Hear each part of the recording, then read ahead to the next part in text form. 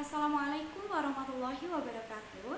Hello everyone, my name is Milani Fatima Azahra with ID number F2B021034.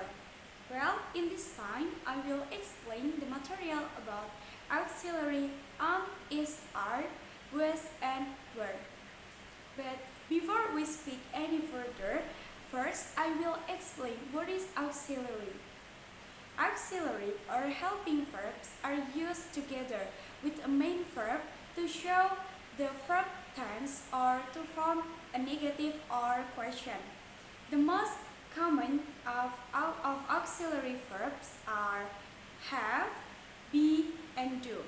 But now I will explain about auxiliary be, is, are, was, and were. So, in present, we use is, are, and in the past, we use was and were.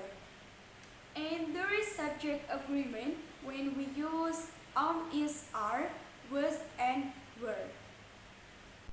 For present, first, when we use the subject is I. For example, I am diligent. Because the subject is I, so we use auxiliary am. Second, when we use is, the subject are he, she, it. For example, she is beautiful. Because the subject is she, so we use auxiliary is. And the last is when we use are, the subject are you, they, we. For example, Danny and Rico are handsome, or they are handsome. Because the subject is Danny and Rico or they, so we use auxiliary are. Next, for past. When we use auxiliary to be was, the subject are he, she, it, and I. For example, I was a student. I was a student. Because the subject is I, so we use auxiliary to be was. Second, when we use auxiliary to be were, the subject are they, we, you. For example, Lisa and Dinda were a student in Oxford University. Because the subject is Lisa and Dinda or they, so the auxiliary that we use is were. Okay, next is to be is, are, was, and were. It's also follow verb in. First, to be is, are plus verb in. It's used for present time atau waktu sekarang. For example, I'm doing my homework now. I'm doing my homework now. Seperti yang sudah saya jelaskan sebelumnya, bahwa subjek I diikuti to be am.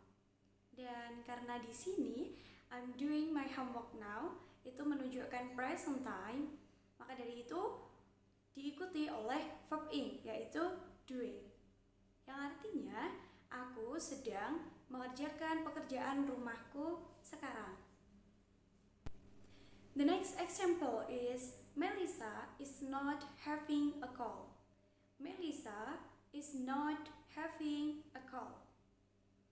Seperti yang sudah saya jelaskan juga, Melissa atau kata gantinya adalah she, maka diikuti oleh to be is. Dan di sini menunjukkan waktu present time juga.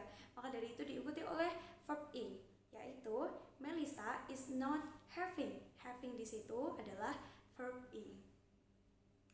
Second, to be was and were plus verb in. To be was and were plus verb in, it's used for past time atau digunakan untuk waktu lampau seperti itu. For example, I was doing my homework when you text me. I was doing my homework when you text me. Yang artinya, aku sedang mengerjakan pekerjaan rumah ketika kamu mengirimiku pesan. Nah, Seperti yang sudah saya jelaskan bahwa subjek I, maka untuk waktu past time ya ini ya, bahwa subjek I itu diikuti oleh to be was. Seperti itu. Dan karena di sini diikuti juga dengan verb ing, maka kata kerja do ini menjadi verb ing yang yaitu doing. The next example, Rizka was not having a call when her father called her out. Rizka was not having a call when her father called her out. Rizka sedang tidak ditelepon, sedang tidak menerima telepon ketika ayahnya memanggilnya. Seperti penjelasan di awal, Rizka di sini kata gantinya adalah she atau dia perempuan.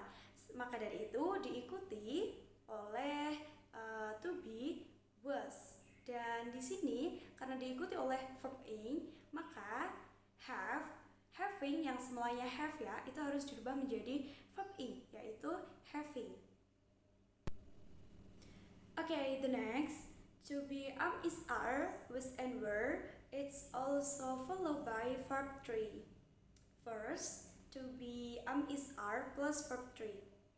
It's used for positive context in present time. For example, the floor is moved every Tuesday. The floor is moved every Tuesday. Yang artinya lantainya dipel setiap hari Selasa. Nah, seperti penjelasan di awal bahwa kata ganti he, she, it, the floor di sini adalah it ya, kata gantinya adalah it, mengikuti to be is dalam present. Maka di sini menggunakan to be is, the floor is. Nah, dan moved di sini adalah verb 3. Okay, second, to be was and were plus verb 3. It's also used for passive context in past time. Because was and were. For example, the floor was moved yesterday. The floor was moved yesterday. Sudah jelas ya, di sini ada kata yesterday yang mana menunjukkan pada lampau, pada kata lampau, yesterday atau kemarin gitu. Nah, seperti penjelasan yang sudah saya jelaskan sebelumnya, the floor di sini kata gantinya adalah it. Maka dalam konteks past time, it, subject it itu, to be yang digunakan adalah was. Dan verb 3-nya di sini adalah moved. The floor was moved yesterday. Lantainya sudah dipel kemarin, begitu ya. Okay, and the last, I challenge you guys to make some example about the material that I have explained before. Hopefully you can enjoy it. Thank you for watching. See you. Wassalamualaikum warahmatullahi wabarakatuh.